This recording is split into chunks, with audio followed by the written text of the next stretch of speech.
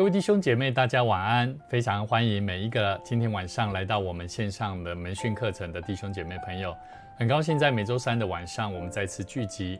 无论你在家里，或者是在通勤当中，能够来收听，或者是在一个安静的角落愿上帝能够赐福我们今天一起学习的时光。我们一起来唱一首诗歌同路有你。这首诗歌刚好贴切我们今天的主题，让我们重新找回服侍上帝的那个身份的关系。同路有你，我们一起来唱这首诗歌。让我们在神的面前与主同行，让我们在彼此一起侍奉的路上，我们同心一起建造神所喜悦的教会。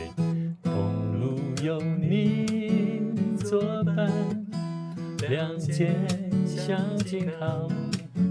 愿意彼此分担两扶持。同路有你眼里，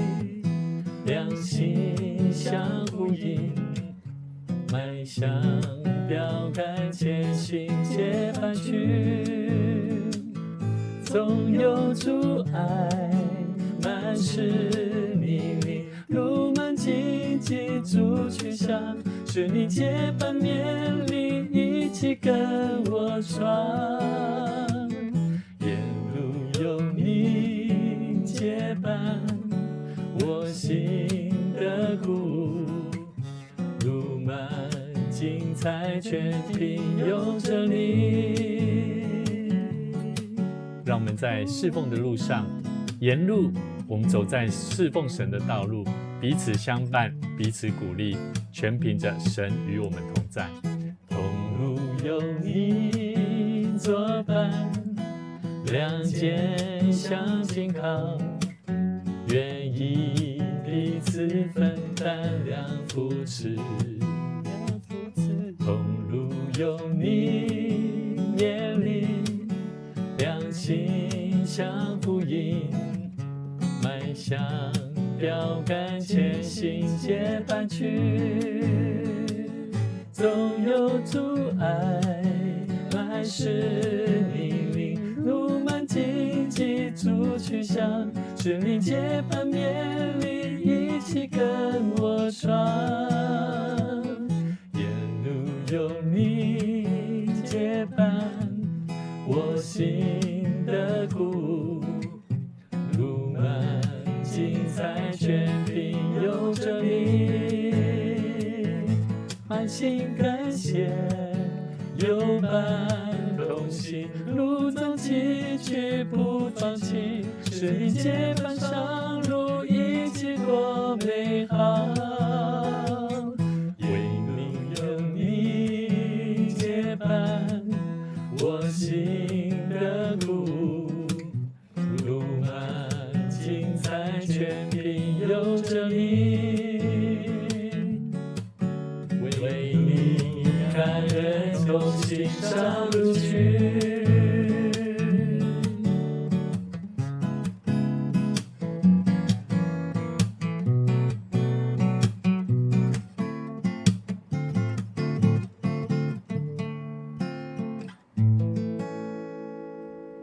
这时候我们一起同心来祷告。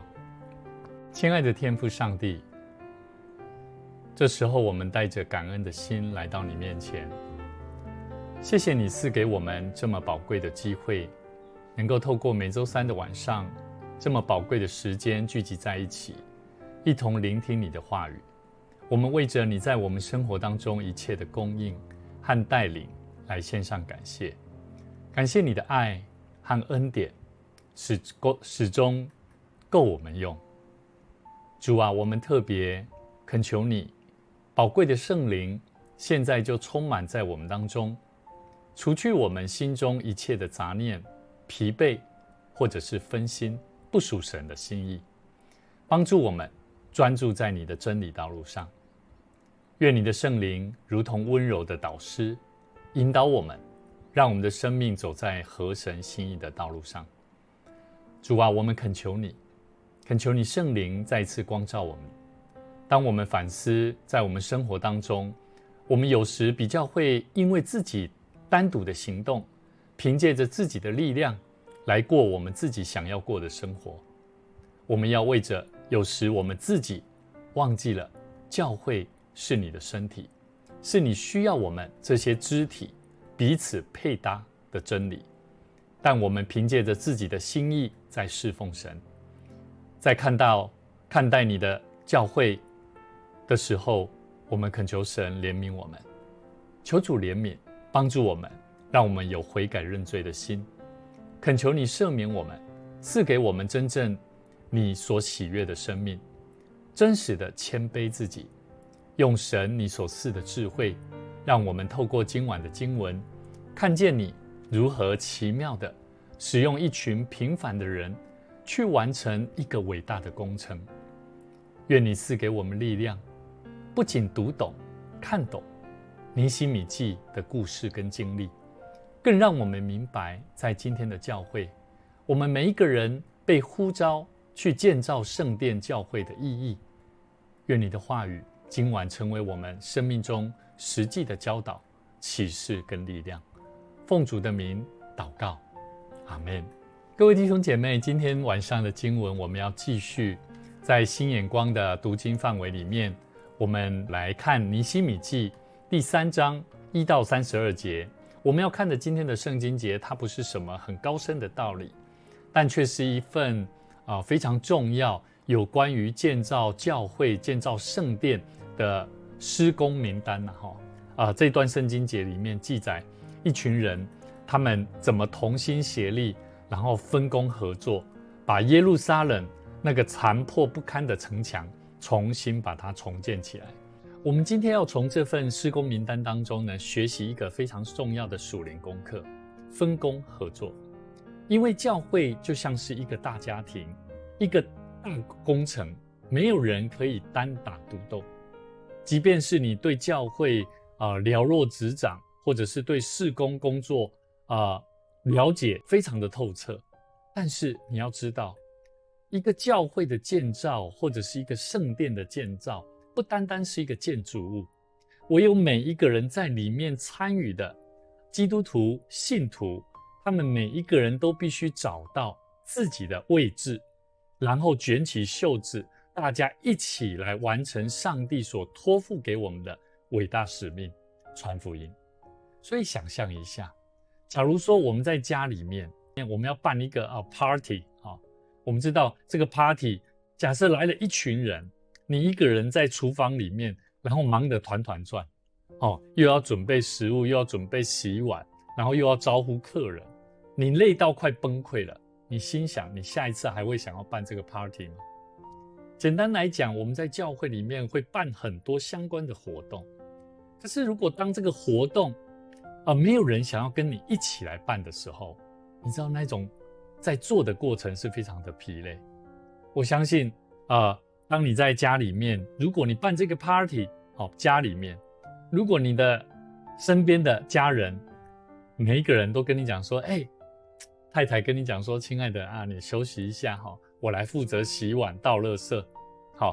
孩子跑过来说，爸爸妈妈，我来帮忙招呼客人，我来帮忙播放音乐。你的好朋友看到了也主动说，这个活动辛苦啦，我来帮忙把这些茶点这些点心来摆盘。这个活动一瞬间你会发现整个厨房整个的混乱好像就怎么样就消失了。你会突然感觉到有一股非常巨大的轻松感还有温暖。你会发现当大家都各自愿意负一点责任而各尽其职的时候，原本不可能完成的巨大任务，如果大家愿意的心一起来做的时候，你会发现就如此的顺畅来完成。我相信今天我们要看的这个故事，我们所看的经文里面，我们从尼希米记第3章里面也是在学习这个功课，如何从分工合作所带给人的力量是何等的大。耶路撒冷城墙的重建是一个非常巨大而且看似不可能的任务。你想象一下，尼希米他要如何去找一个专业的施工团队，像现今的世代，你要花钱就可以解决，但是他一个人负责监督，负责做这些事情，没有那么容易的。我们看到尼希米记第3章里面给我们看到，它是一个有关于全部的以色列民，每一个人都必须要拿起锄头，好像每一个人都是要做工的。所以各位弟兄姐妹，这不关于做工做什么工，这是关乎到在当下的每一个人所参与的态度，是每一个人都有份的工作，没有旁观者，只有参与者。所以我们一起来看，因为今天的经文可能非常的长，那我牧师在这边我不逐节来念，那我邀请大家一起来看，翻开你们手边的圣经，我会用片段式的重点式的来跟大家分享，在第3章的第1节到第32节，这份名单里面呢，它不仅告诉我们谁做了，它也包含着他的儿子，而且还包含着他们是从哪里开始做的。所以我们从这一段圣经节里面呢，你会发现，你会看到谁做了，而且谁的儿子，还有在哪里做的，甚至呢他们投入在哪一项的工作里面，他们的热情，他们的投入程度。所以呢，这对我们来讲，在今天的门训课程来讲，是一个非常重要的启示。因为今天的经文，它所代表的含义是给了我们很大的提醒。所以今天的经文里面我们可以看一下这个投影片网页的投影片，提供给大家一起来观看。那今天我们要继续来看第1节到第2节里面，圣经里面它提到城墙是这样重建起来的，大祭司以利亚实和他的祭司同事们重建阳门，安好门扇，把它奉献了。他们又筑城墙，直到百楼和哈南叶楼，把它奉献了。耶利哥人建造下一段，因利的儿子撒克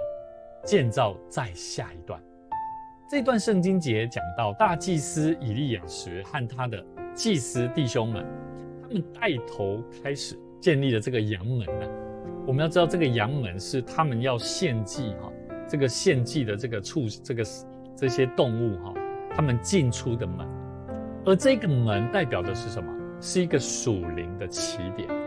我们知道献祭对一个信徒信奉上帝的人来讲是非常重要的，所以这里提到大祭司以利亚实代表的是圣殿的领袖 leader， 也就是说在教会里面每一个领导者他的榜样。我们要知道圣殿教会都必须要从那个牧师从祭司，从这个侍奉者，一直到下来每一个信徒，神的工作不会让那个阴影无代节啦那种，也就是说等到有闲的人才来做，不是这样的。我再讲一次，教会的建造，教会的事工，圣殿的工作，不是那个有闲的人，也就是说他有空的人才来做，不是这样的。每一个侍奉者他都是非常的谨慎，知道他的侍奉是非常重要，不是你有眼看来做。所以教会的领袖、牧者跟小组长，他们必须要在教会的建造上面，也必须要担任第一个卷起袖子动手的人。所以祭司从献祭有关这个门的开始提醒我们阳门。我们知道我们所有的侍奉必须要从这个祭坛献祭，也就是这个侍奉者跟神的关系做开始。你会不会献祭？你会不会奉献生命？你会不会奉献金钱？你会不会做什么事情都关乎到你可不可以成为一个侍奉者。也就是说，反过来讲，一个侍奉者，我们可以从他的行为，从他的一些献祭的过程、奉献的精神里面看出他的侍奉态度。我们继续看另外一段圣经节，在第3节到第5节，哈西拿宗族建造了鱼门，他们把梁和门扇都安置好，又装上门栓和插梢，以便锁住城门。哈哥斯的孙子乌利亚的儿子米利末修造了另一段，米士撒别的孙子米利家的儿子米舒兰修造了在下一段，巴拿的儿子撒都修造了一个在下一段，提哥亚城的人修造了在下一段。可是城里的领袖拒绝督工指定给他们做的工作。后面这一句话，城里的领袖拒绝督工指定给他们做的工作。各位弟兄姐妹，在我们今天看到第3节到第5节，鱼门的建造代表的这一些人，这些建造的都是银匠，都是不同的职分的人。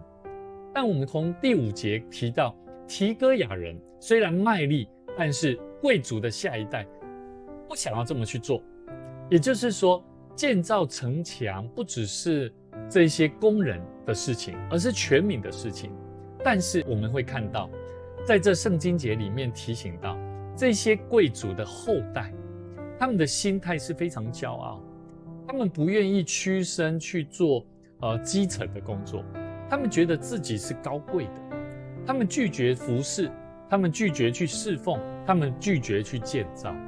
而因此他们也会错失了与神同工的福分。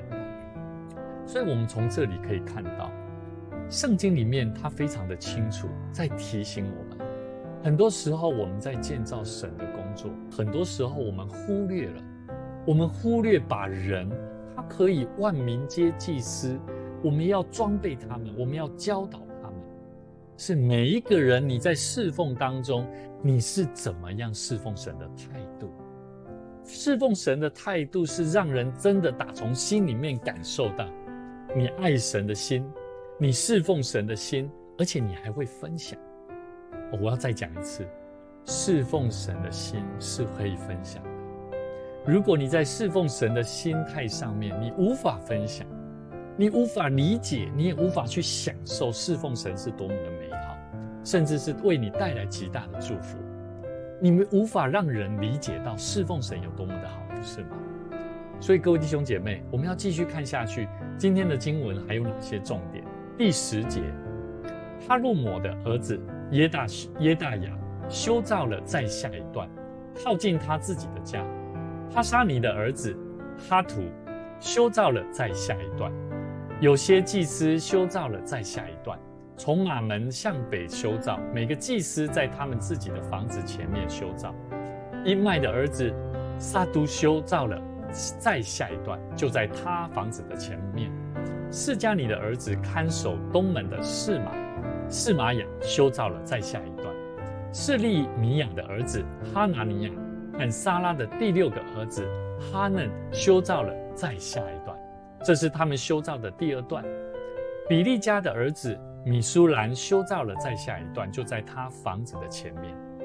各位弟兄姐妹，我们看这段圣经节非常有趣。这段圣经节里面他提到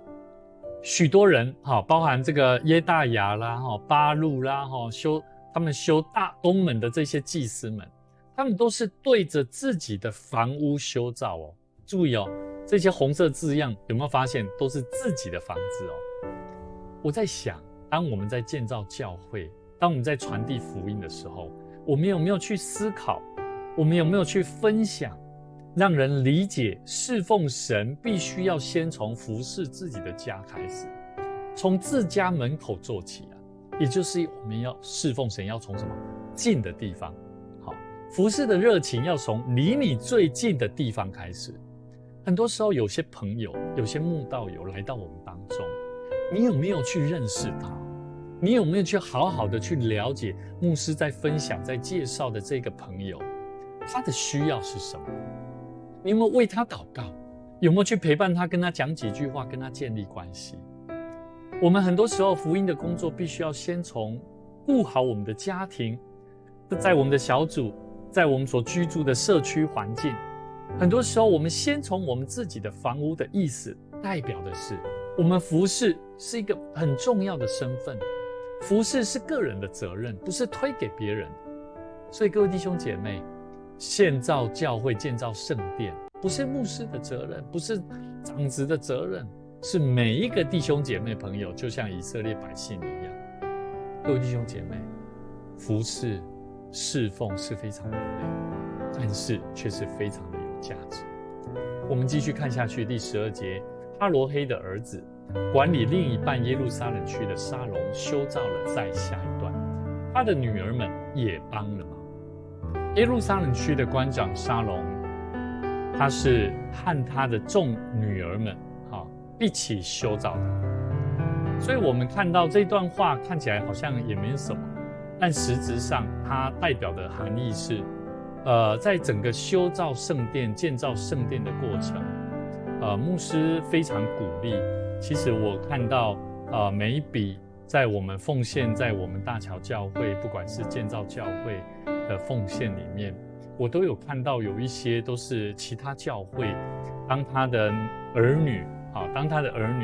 看到他的父母亲了解到大桥教会的建造，大桥教会缺钱，大桥教会在建造教会里面的困难，而他的儿女们因为爱上帝的心，而愿意同样的心志也来奉献，加入这个建造教会的行列，我觉得非常感动。所以其实在伟大的这个圣殿的建造工程里面，其实不是只有男人或者是专业的人士才能做有钱的人才可以做其实每一个在上帝的国度里面，妇女、年轻人银匠，各行各业，每一个人都有独特贡献、奉献心力建造教会的机会。所以各位弟兄姐妹，真正在教会里面的分工的合作，是一个必须要打破界限的，而看见每一个人的价值在哪里。你会发现上帝就会把这样的这些人带到你的面前，然后你要如何用神的爱去帮助他们，去提醒他们，甚至邀请他们一起来做这个建造教会的行列。我们继续看下一段圣经节，在第8节还有第32节。第8节里面讲到哈海雅的儿子银匠乌薛修造了再下一段，制香料的哈拿尼亚修造了再下一段，直到宽墙。银匠和商人们修造了最后一段，从城墙转角上的房间直到阳门。各位弟兄姐妹，这一段圣经节里面，银匠和商人，他们通常是比较富裕的那一群人，他们不只是用钱赞助，他们更亲自参与了最艰难的城墙的修造。所以牧师要邀请各位，上帝在他的国度、他的教会、他的事工建造的过程，上帝要的不只是你的金钱而已，他更是需要我们的生命跟专业的技能。我们看到这些银匠、这些商人，他们其实可以出钱就好了，可是他们不是他们也一起在建造这个外在的城墙。所以我们看见，用你最擅长的，用你手上的资源，亲自参与在教会的建造跟福音的扩展当中，不单单只有金钱。所以各位弟兄姐妹，我们看到尼希米，今天我们所看的尼希米记，我们很深的看见，很深的感触到，一个重建教会、修建圣殿的城墙，是一个共同的意向。而这个意向不只是修造一片的砖瓦墙，更是恢复上帝百姓子民的身份跟保护。所以这关乎到我们教会里面的生活，教会里面每一个人的关系是非常息息相关的。我们今天在建造的不是看得见的砖墙，也不是只有我希望让我的教会，像最近圣诞节快到了，我们只是为了把它装饰得非常的漂亮，而忽略了在灵性上面的城墙。各位弟兄姐妹，在我们属灵的城墙里面，就是基督的身体，基督的教会，也是我们与神的关系。求神帮助我们，今天给我们一个非常重要的启示，一个分工合作的这个终极目标了我们必须要一同建造。在以弗所书第2章21节到22节说，各房靠他联络得合适，渐渐成为主的圣殿，你们也靠他同被建造，成为上帝借着圣灵居住的所在。各位弟兄姐妹，这段圣经节提醒我们，我们每一个信徒就像是一块好像要被精心雕琢的石头一样，不是一块石头单单的在那里。好，一个基督徒，一个信徒，不是你的生命就在那里。更重要的是，所有的每一个人啊，好，每一个信徒，我们必须要靠着基督而彼此连结在一块，才能够成为一个完整的、华丽的，是神所喜悦的、圣灵所居住的圣殿。我们每一个人的分工，不是为了个人的荣耀，而是为了能够成就上帝同在的地方。在哥林多前书第12章26节，若一个肢体受苦，所有的肢体就一同受苦；若一个肢体得荣耀，所有的肢体就一同快乐。这段圣经节里面，这个肢体比喻的是教会。当你用手搬砖的时候，眼睛不会说手你自己辛苦吧，你自己去搬吧，不会啊。我们的身体怎么样？当我们的心里面想说我要搬砖搬砖头的时候，我的手就过去一同怎么样去把它这个砖头把它搬到我们要建造的地方。所以真正的分工合作是带着爱的感受，彼此相连的。这个肢体不会分开的，我们彼此都是肢体，互相帮忙。我们所做的每一个小块的工作，你要记得你是非常重要的，你影响着是整体的身体的安危啊，好，荣耀啊。各位弟兄姐妹，请记住，无论你的工作，无论你在教会的侍奉上面，在许多人可能有些人看起来说那没什么啊，微不足道啊。可能你只是在教会做一个文书，在小组里面帮忙带领破冰啊、记账啊。各位弟兄姐妹，很多人默默的在做这些事情，但是不要看不起他们，不要觉得反正他很闲，就让他去做，不是这样的心态。我们要为他们祷告。在神的眼中，你所建造的、所在教会里面所参与的每一个部分，都是不可或缺的。在今天尼希米记第3章里面，这段都是施工名单了哈。但对我们今天的教会里面2个思考的方向。第一个，我们是否会因为我们的身份跟恩赐而看清了一些似乎好像某些看似好像比较低贱比较耗时平凡的服事，我们就会抗拒。我觉得教会里面每一个侍奉者，你都要有一个广阔的心。当我去到教会，我会去看到那个环境，如果不是很整齐，不是很整洁，或者是哪里有遗漏了，我一定会主动去怎么样，去把它归位，或者是主动去把垃圾捡起来。这是每一个人在神的面前，我们要知道这个微小的力量，它会带给很多人极大的帮助。我们要知道，教会真正的力量并不是在于那些少数的大人物。所谓的少数的大人物，代表是这间教会好像某些人他们很强很厉害，这些都是少数。真正的力量不是这一些，而是那一群愿意弯下腰，带着喜乐的心，在基层工作的每一个门徒。所以我们必须从心里面去除去今天的圣经节里面讲到这些提哥亚的这些特权的下一代，他们不肯服侍的骄傲。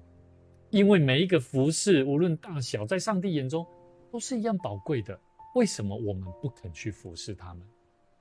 所以很多人有些时候会提醒牧师说，牧师，某些人他这样的行为要小心。其实当我听到要小心这句话的时候，我心里面也在想，请问你的小心是不要去碰触他们，还是我们要留意多为他们祷告？各位弟兄姐妹，我们需要对着自己的房屋，我们要找出我们有没有这些盲点？我们没有在修造、建造我们属于我们自己的范围的人群。我们是否常常只被那个遥远、轰轰烈烈，哇，我要做一个让人家可以看见的这些美好的事情？各位弟兄姐妹，我们忽略了像今天圣经节提到的，他们是对着自己的房屋的破口，好好的先去做修建。你的家庭关系好吗？个人的灵修习惯好吗？你的家庭的关系是否能够在错误当中能够彼此调整、彼此激励呢？尼希米教导我们，一个伟大的工程是从脚踏实地的个人的责任开始的。一个健康的信徒、基督徒会懂得将上帝所交付在我们身边最近的，让我们看到的每一个我们所接触的朋友，从那个最近的人、最近的地方，我们应当负的责任开始做起。所以各位弟兄姐妹，我们要先从我们的家，我们家门口的城墙先把它修好，我相信整个耶路撒冷城也就会完整。在基督里，我们都是同为肢体，没有一个服事是低人一等。从明天开始，从今天开始，各位弟兄姐妹，让我们学习对着自己的房屋，对着自己所需要重建的工作，我们要有热情，去爱你身边的肢体朋友，去完成上帝所交付给我们看起来好像微不足道的小事。上帝的工程需要你，让我们一起放下骄傲，卷起袖子，我们好好的同心合意，一起来建造属神的城墙。我们一起同心来祷告。满有恩典的主，我们再次感谢你，用你今天的话语尼希米记所记载的真理教导如此的实际，充满细节的真理在教导我们。谢谢你，让我们看见你喜悦的分工合作，不是一个人的努力而已，乃是众人同心合意的向着标杆，我们一起向前迈进。主啊，求你将建造的热情放在我们每一个人的心中，除去我们内心里面的懒惰和自以为义的生命，帮助我们能够先从我们的家庭，从我们与人的关系，从我们敞开的心开始建造。当我们愿意谦卑的顺服我们的上帝，真实生命的主人所托付给我们的使命工作，我们相信我们更加愿意从那最简单、最不起眼的地方开始服事。愿你祝福我们每一个人，在未来的一周当中，都能够清楚知道自己在教会这个大家庭、基督的身体里面，带着喜乐、充满意向的心，与身边的弟兄姐妹朋友同心合意，一同建造合神心意的教会。愿一切荣耀都归给爱我们的天父上帝，奉主耶稣基督的名来祷告，阿们。